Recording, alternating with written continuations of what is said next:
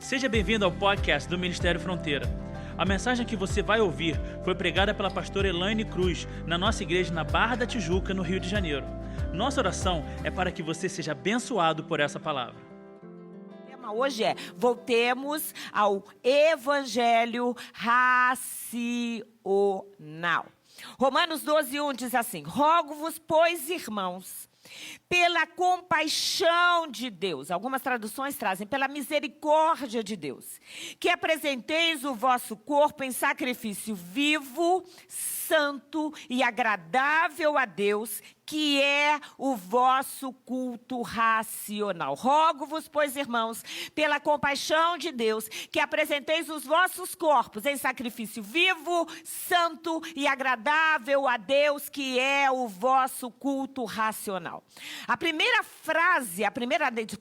palavra desse texto é rogo-vos, eu rogo a vocês. Paulo escrevendo à igreja de Roma. Paulo vem falando sobre a importância de sermos diferentes dos infiéis. Paulo vem falando a Roma, para os judeus que estavam em Roma e também para os romanos, de uma forma tão clara a respeito do que era uma vida justa e uma vida ímpia. E aí ele para no capítulo 12 e diz: rogo-vos. Rogar é mais do que pedir. Rogar significa clamar, requerer, invocar, interceder, implorar, pedir contínua e insistentemente, para que alguém nos faça alguma coisa, para que alguém nos faça um favor, para que algo aconteça, para que alguma coisa mude. Às vezes a gente roga. Tem horas que você pede a um filho para fazer alguma coisa, mas tem horas que você diz: meu filho, por favor. Né? A gente costuma dizer, ele diz pelas misericórdias de Deus. Hoje nós usamos muito pelo amor de Deus. Quem já não usou essa expressão?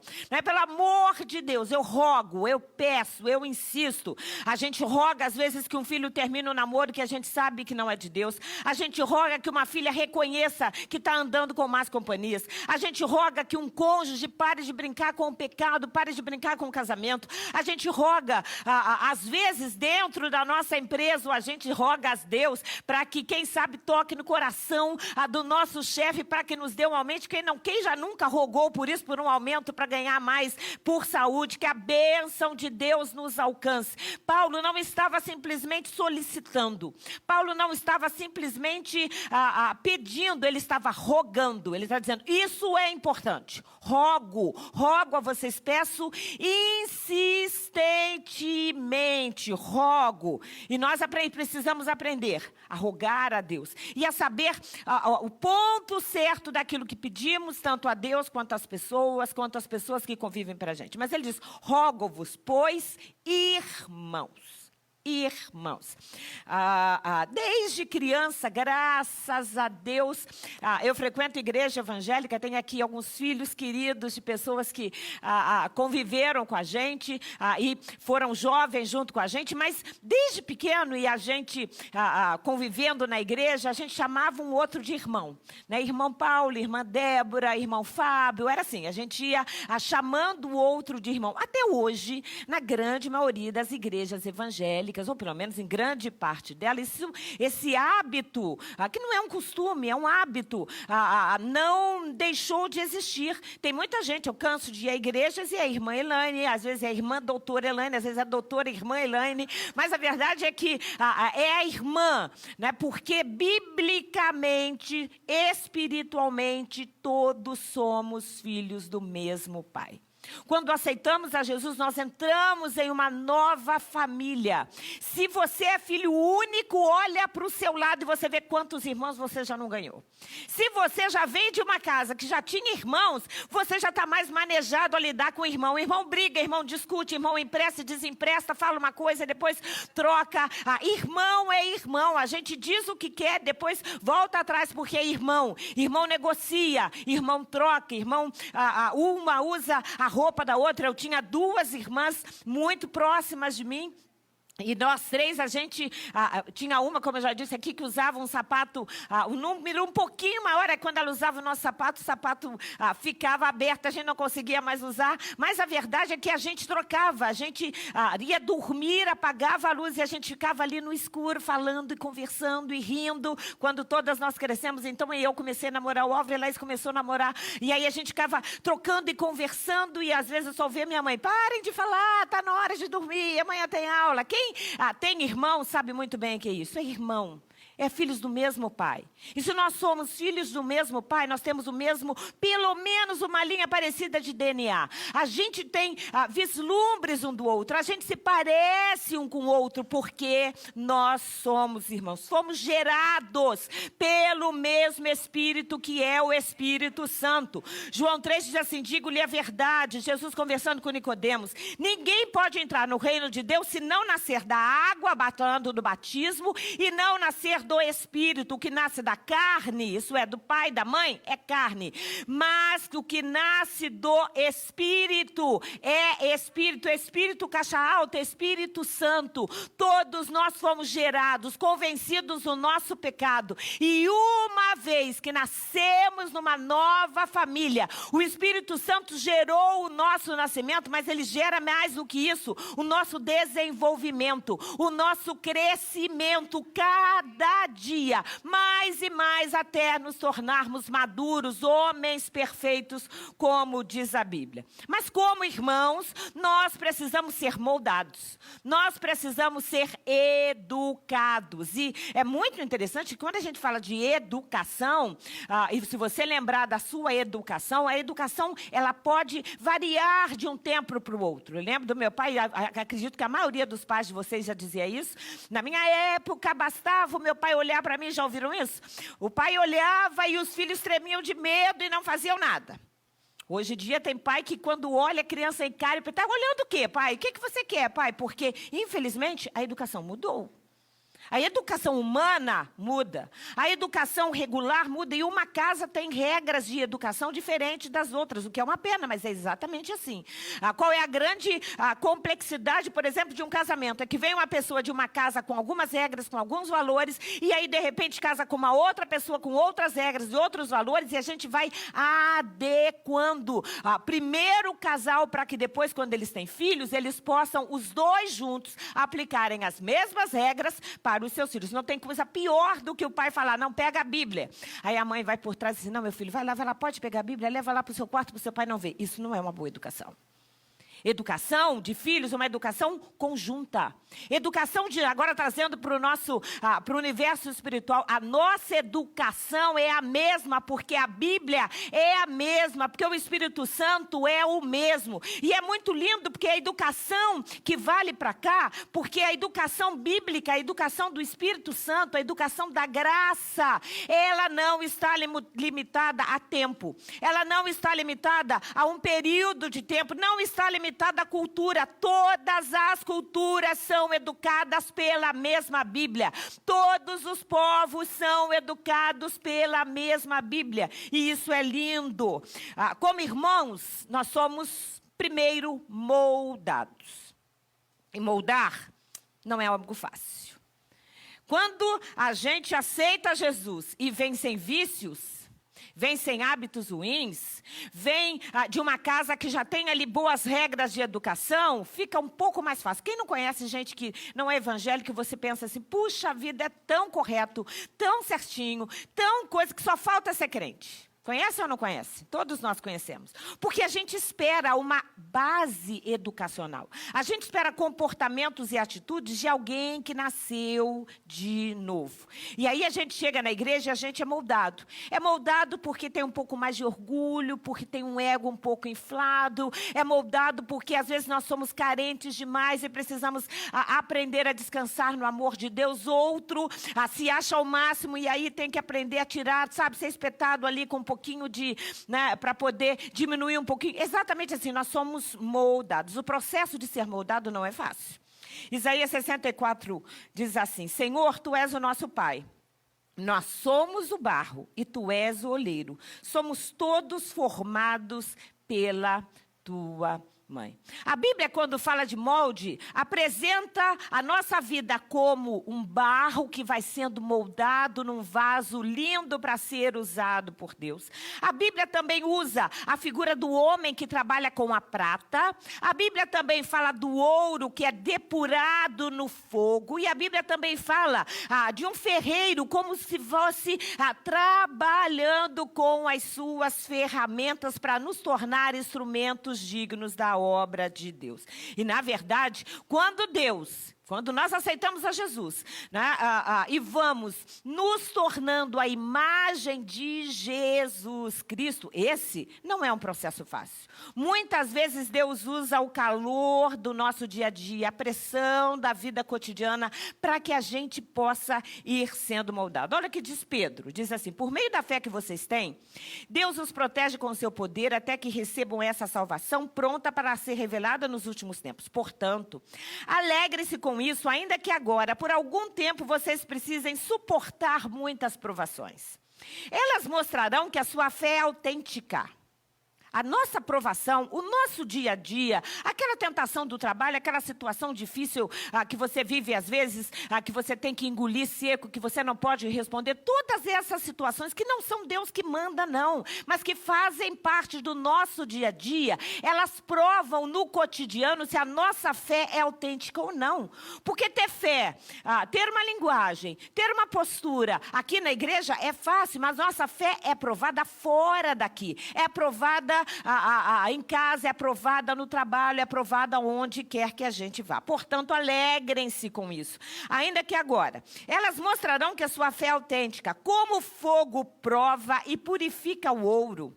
Assim, sua fé está sendo experimentada. Você está passando dificuldade? Está passando momentos difíceis? É tempo de você ser colocado no fogo para brilhar como ouro. E o ouro é um metal preciosíssimo que mesmo quando o fogo aquece, quanto mais ele aquece, mais puro ele se torna. Ela é muito mais preciosa, a nossa fé é muito mais preciosa do que o simples ouro. Isso resultará em louvor, glória e honra no dia em que Jesus Cristo for revelado. Isso é, no dia que Ele voltar, no dia que nós chegarmos à glória, nossa fé experimentada vai ser revelada, a preciosidade dela quando nós vemos os céus. Aos pés da cruz, quando nós chegamos, a gente chega, às vezes, com a vida quebrada, desbotada, desperdiçando talentos. Tanta gente que chega machucada. Mas aqui é casa de oleiro. Aqui é local onde nós somos trabalhados por Deus. E a gente é trabalhado através da pregação da palavra. Nós somos trabalhados quando a gente vai aprendendo dia a dia. Enquanto a gente vai lendo, vai pregando, vai cantando, nós vamos sendo trabalhados por Deus. E é por isso que quando a gente chega, a gente tem que ter um coração ensinável. A gente precisa ter uma predisposição para mudar. Crente que acha que já sabe tudo, que não precisa mudar nada, é crente, infelizmente, que não vai conseguir crescer. A verdade é que todos nós já estamos aqui na loja do ferreiro. Alguns ainda estão lá na pilha, como fragmentos, com a vida toda quebrada, mas Deus vai organizar a sua vida, estruturar a sua casa, estruturar a sua família, porque Deus é assim, Ele não trabalha numa área só. Ele trabalha no emocional, Ele trabalha no financeiro, Ele trabalha no sentimental, Ele trabalha no filho, Ele trabalha em todas as áreas da nossa vida. Se de vez em quando você se sente meio que abandonado, como se estivesse no meio de um ferro velho, com a sua vida toda quebrada, Deus vai consertar, Deus vai restaurar, Deus vai abençoar, porque aqui é casa de ferreiro. Ou nós podemos já estar na bigorna. A gente já está ali sendo batido, a gente já está ali sendo aquecido, nós já estamos ali sendo trabalhados por Deus, às vezes doendo, às vezes machucados. Mas a gente sabe o seguinte: quando eu passar por isso, quando eu sair da fornalha, onde o quarto homem está, eu serei mais do que vencedor. E a gente sai muito mais abençoado. Ou já fomos trabalhados, já fomos moldados, mas estamos ali numa caixa de ferramentas que Deus quer usar para trabalhar em outras pessoas. E infelizmente tem muita gente que já foi ferramenta de Deus. Mas hoje pode estar aí com os cabos quebrados, a lâmina está sem fio, está precisando de um ajuste. E de vez em quando, não pense você só porque a gente ou pense eu, só porque a gente é instrumento de Deus para cantar, ou para falar, ou para ajudar, e o que for na igreja, nós já estamos prontos. Não, de vez em quando a gente precisa de um ajustezinho, a gente precisa trocar o cabo, a gente precisa que Deus haja na nossa vida. Salmo 66:10 diz assim: pois tu, ó Deus, nos refinaste como a prata. Como é que o homem, o ourive, sabe quando a prata está absolutamente refinada? Quando a prata reflete a imagem do ferreiro. A pessoa está mexendo na prata, está refinando, refinando. Quando a prata reflete a imagem daquele que está trabalhando nela, ela está absolutamente bem refinada. Quando eu vou estar pronta? Quando eu refletir Deus na minha vida em todas as situações.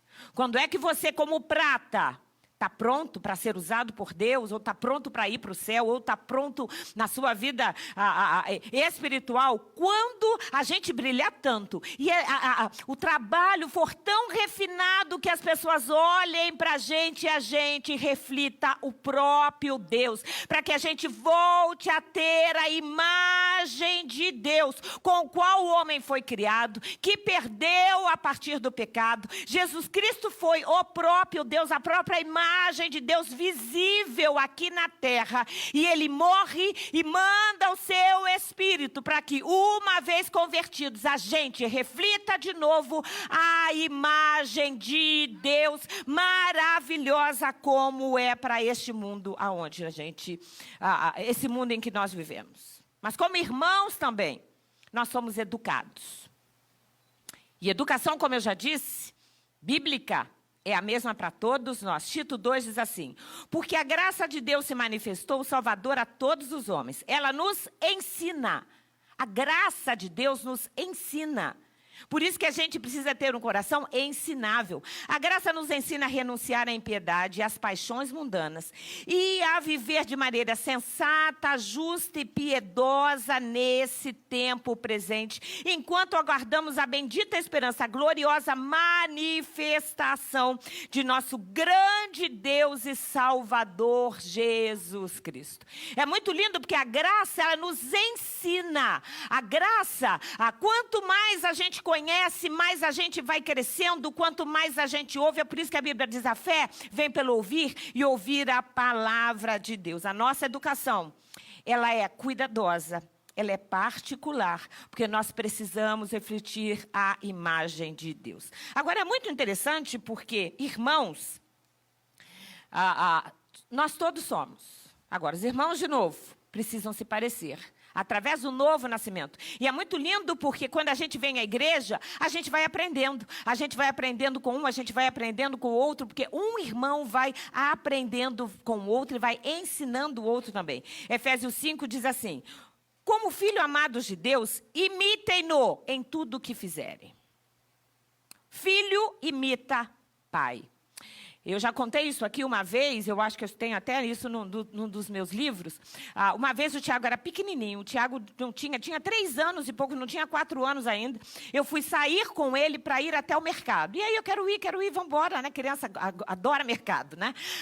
Aí dei a mão para o Tiago e fomos, saí do prédio, e eu tinha que andar um pouco na calçada, depois atravessar a rua, e assim que eu saí do prédio, o Tiago soltou a minha mão, e a gente, né, a rua que a gente morava tinha um certo movimento, soltou a minha mão e foi para o outro lado, literalmente na beirada da rua, e me jogou para o canto da calçada. E eu lembro que eu peguei o Tiago na mão dele e falei: meu filho, vem para cá, para esse lado. Ele: não, que eu vou andar aqui, vem para cá. E o Tiago era, né, vou que eu vou andar aqui. E uma hora eu falei: mas por que você quer andar aí? Aí ele falou assim: o meu pai só anda desse lado da rua. Você fica ali e eu fico aqui.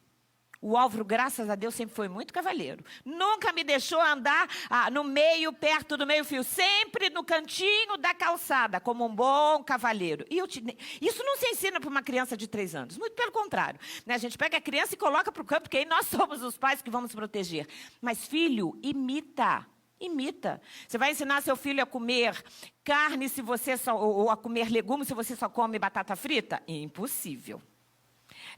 Filho imita pai, um irmão imita o outro. É exatamente assim, é essa forma, como filhos amados de Deus, imitem-no em tudo o que fizerem. Irmãos se amam. Por isso que é um texto lindo de 1 João que diz assim: se alguém afirma, ama a Deus, mas odeia seu irmão, é mentiroso.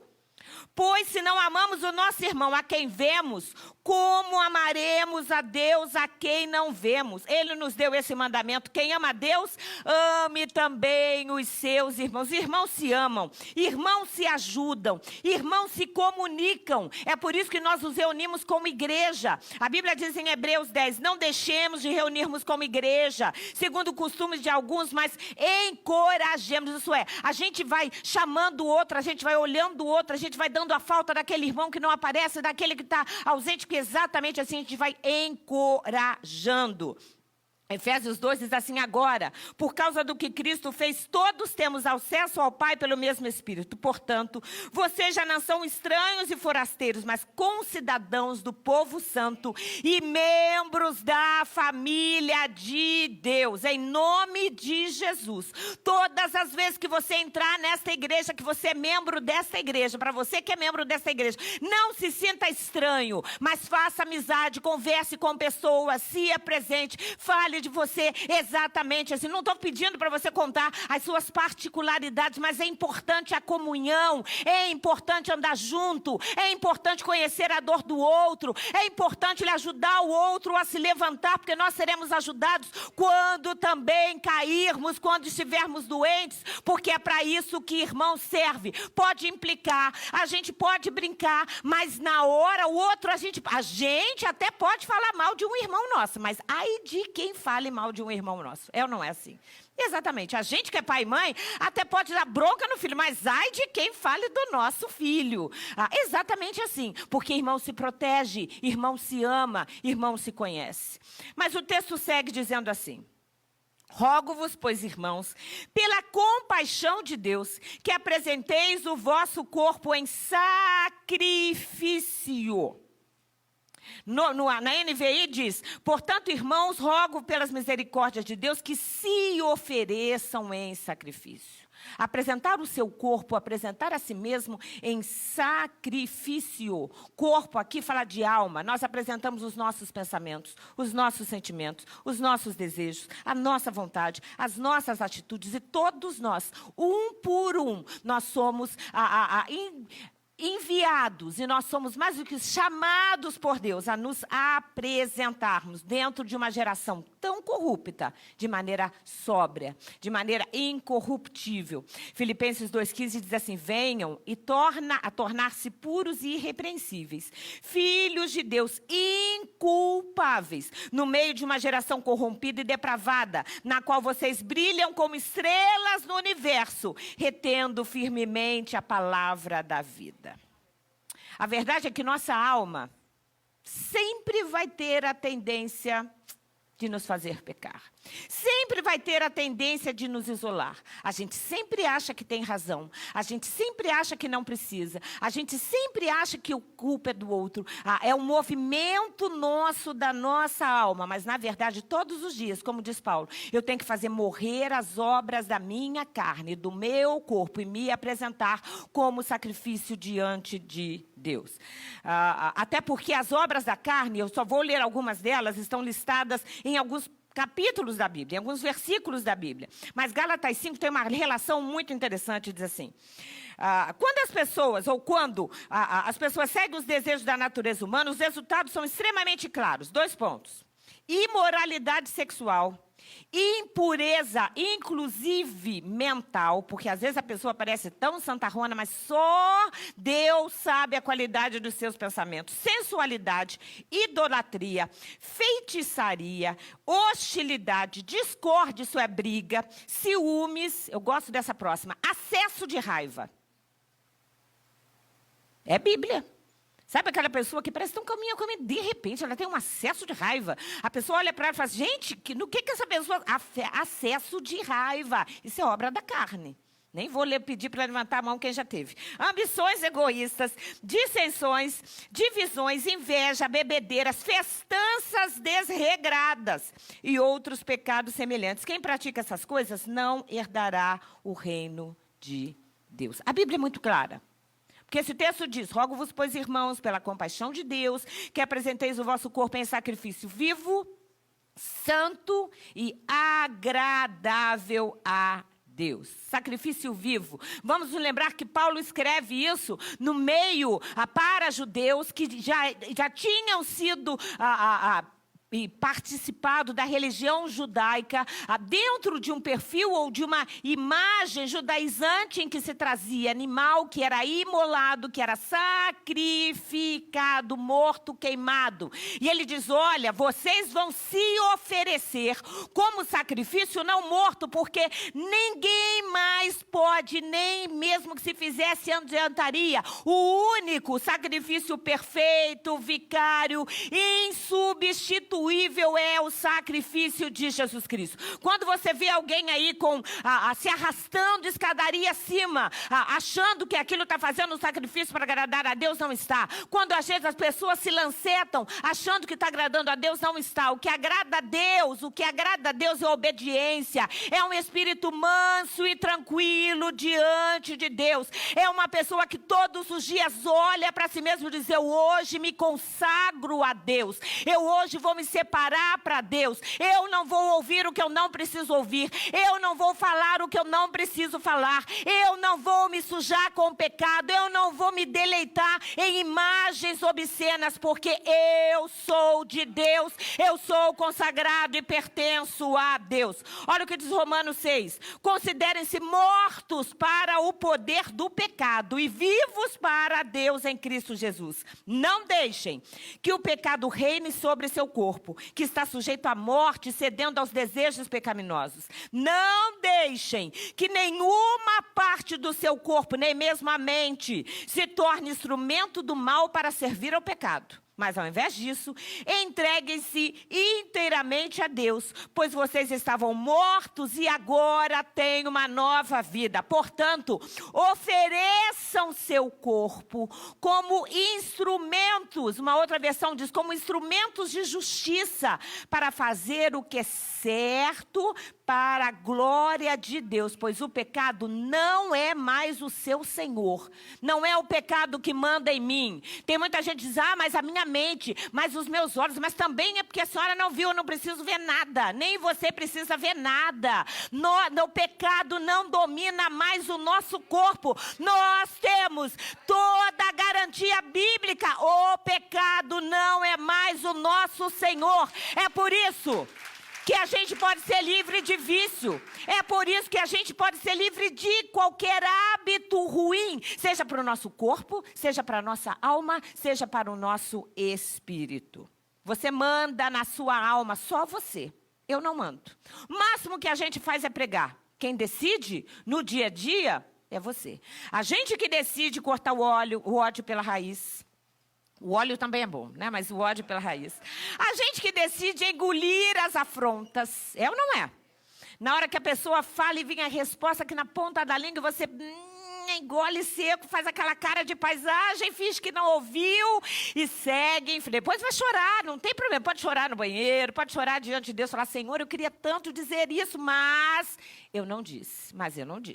Perdoe quando o outro não merece. Fecha a sua boca para não pecar.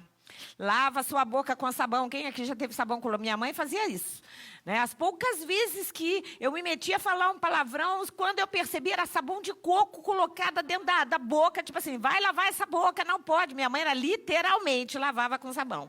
Faça um pacto com os seus olhos. Jó disse: vou fazer um pacto com os meus olhos, eu não vou fixá-los numa outra mulher, eu sou homem casado.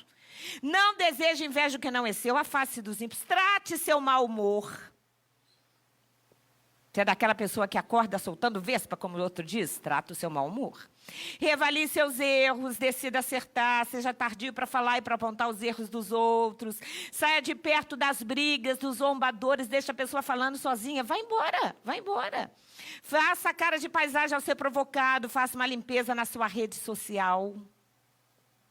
Refaça seus hábitos para anular o estresse, durma mais, se alimente melhor, descanse, ore mais, não falte aos cultos, não negocie o pecado com o pecado, não negocie a sua fé com nada. Nenhum dinheiro vale o céu, nada, nenhuma falcatrua vale a nossa salvação. Leia e estude mais a Bíblia, não seja fraco. Quando um jovem se mantém íntegro, virgem até o casamento, ele é forte. Quando um homem ou uma mulher que é casado foge da imoralidade, foge da pornografia, foge do adultério, essa pessoa é forte. Quando o empresário diz não, aquele dinheiro fácil, ele é forte. Precisamos ser fortes em Cristo Jesus. Há uma frase que eu digo no meu livro que eu gosto e eu vou repetir aqui, que diz assim: são fortes todos aqueles que ainda hoje fogem de flechas, lembra de Davi? Encaram fornalhas ardentes, são jogados na cova dos leões, esconde-se em cavernas dos ataques, como fez Elias e tantos outros, oram dentro de peixes estranhos, como fez Jonas, e não se dobram perante outro Deus. Você pode dizer que é forte em nome de Jesus? Somos fortes. Sacrifício vivo, santo e agradável a Deus. Isto é o que nós precisamos. E sempre que temos o sacrifício vivo e santo, uma vida santificada, uma vida separada, uma vida que está a serviço de Deus, que não negocia com o pecado, também será agradável diante de Deus. E somos agradáveis diante de Deus não porque nós somos bonzinhos, não porque tentamos acertar. Nós somos agradáveis porque Deus, quando olha para nós, vê a figura de Jesus Cristo em nós. 1 João 3 diz assim: vejam como é grande o amor que o Pai nos concedeu, que fôssemos chamados filhos de Deus, o que de fato somos. Por isso o mundo não nos conhece, porque não o conheceu. Amados, agora somos filhos de Deus e ainda não se manifestou o que haveremos de ser. Mas sabemos que quando Ele se manifestar, seremos semelhantes a Ele, pois o veremos como Ele é. Que dia lindo vai ser esse. Todo aquele que nele tem essa esperança, purifica-se a si mesmo, assim como Ele é puro. Nós somos redimidos do pecado, ressuscitados para uma nova vida, justificados pelos méritos de Jesus Cristo, santificados pelo Espírito Santo e pela palavra e aceitos graciosamente diante de Deus. Mas esse versículo encerra dizendo: rogo-vos, pois, irmãos, pela compaixão de Deus, que apresenteis o vosso corpo em sacrifício vivo, santo e agradável a Deus, que é o culto racional de vocês. Culto racional. Tudo isso que nós falamos aqui é um culto. Culto significa oferta. Momento de oferta. Todos os dias, quando você acorda, abre os seus olhos, e eu faço sempre isso, e ainda na cama diz: Senhor, muito obrigado por este dia, a minha vida é tua, esse dia é teu, meus filhos são teus. Antes de levantar, eu já estou orando. Isso é culto. Você está racionalmente dizendo para Deus de uma forma intelectualmente correta, cognitiva. Culto a Deus tem que ser racional. Deus não aceita aquele culto. Eu tenho um culto interior, eu sirvo a Deus aquilo no meu coração. Mas você olha para a vida, olha para as palavras, olha para o comportamento, olha para as atitudes e não tem Deus? Quando nós falamos de culto racional, é um culto que transborda de razão. É um culto que é ponderado. Nenhum culto será agradável a Deus quando é só interior.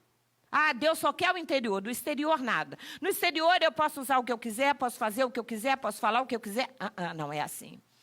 Quando é abstrato e místico, tem gente que adora coisa mística, né? Quanto mais místico, melhor. Vai num culto, foi maravilhoso, muito reteté, aprendeu o que? Nada. Cresceu em que? Nada. Fundamentou em que? Nada. Deus não trabalha com isso. Deus trabalha com intelectualidade, com a razão. Deus trabalha com a cognição humana. O nosso culto é racional. O próprio Paulo, quando falou aos coríntios, ele diz assim: irmãos, se eu for visitá-los e falar em línguas o tempo todo, como isso vai ajudar vocês? Mas se eu lhes trouxer uma revelação, um conhecimento especial, uma profecia, um ensinamento, isso lhes será proveitoso. A nossa adoração precisa vir de dentro. A nossa adoração tem que ser fruto da nossa vontade, do nosso entendimento. E ele é manifesta em atos expressos. Por isso que Tiago diz assim, sejam praticantes da palavra e não apenas ouvintes. Porque o desejo de Deus é que todos nós, com o nosso culto racional, possamos chegar, aí sim, para experimentar a sua boa, agradável e perfeita vontade de Deus. O texto seguinte, o versículo seguinte diz assim, e não vos conformeis com este mundo, mas transformai-vos pela renovação do vosso entendimento, para que experimenteis qual seja a boa, agradável e perfeita vontade de Deus. Quem aqui quer viver a vontade de Deus? A gente pede tanto isso. Pai nosso que estás no céu, santificado seja o teu nome, venha a nós o teu reino, não seja feita a tua vontade. A gente pede, não só na oração do Pai Nosso, Jesus ensinou que venha o teu reino, que seja feita a tua vontade, faz a tua vontade na minha vida. Falar é fácil, viver a vontade de Deus, falar a vontade de Deus, ensinar a vontade de Deus, vivenciar no dia a dia, é muito mais complicado. Mas quando temos um corpo consagrado diariamente em sacrifício vivo, santo e agradável a Deus. E quando temos uma mente que é renovada, porque corpo e mente vão trabalhando para que o espírito esteja pleno diante de Deus, nós experimentamos a boa, perfeita e agradável vontade de Deus. É por isso que nós cantamos aqui uma música que nós vamos cantar para encerrar dizendo: faz de mim teu vaso, faz de mim oferta, faz o que queres fazer de mim. Nada eu tenho aqui, mas tudo tu deste a mim. Deus, vinho novo, faz de mim. Às vezes o nosso vinho, a nossa alma está rançosa. Às vezes, ainda estamos vivendo momentos da nossa vida em que a gente sabe que precisa passar pela bigorna, sermos tratados, sermos educados, sermos reformados pelo Espírito Santo. Há momentos da nossa vida em que a gente sabe sim, que as coisas estão difíceis, a força externa está grande, mas a gente decide: eu não vou negar o meu Deus, eu não vou abandonar a minha fé, aconteça o que acontecer. E aí a gente declara isso: eu vou ver a minha casa, o meu lar, os meus filhos, as minhas finanças, tudo nosso, oferecido em sacrifício vivo, santo e agradável a Deus. E por mais que pareça pesado, quanto mais nós nos dedicamos a Deus, mais nós somos abençoados por Ele. Se você quiser saber mais sobre nós, visite nosso site em ministeriofronteira.com. Nos encontre nas redes sociais ou faça parte dos nossos cultos todas as quintas e domingos. Que Deus te abençoe.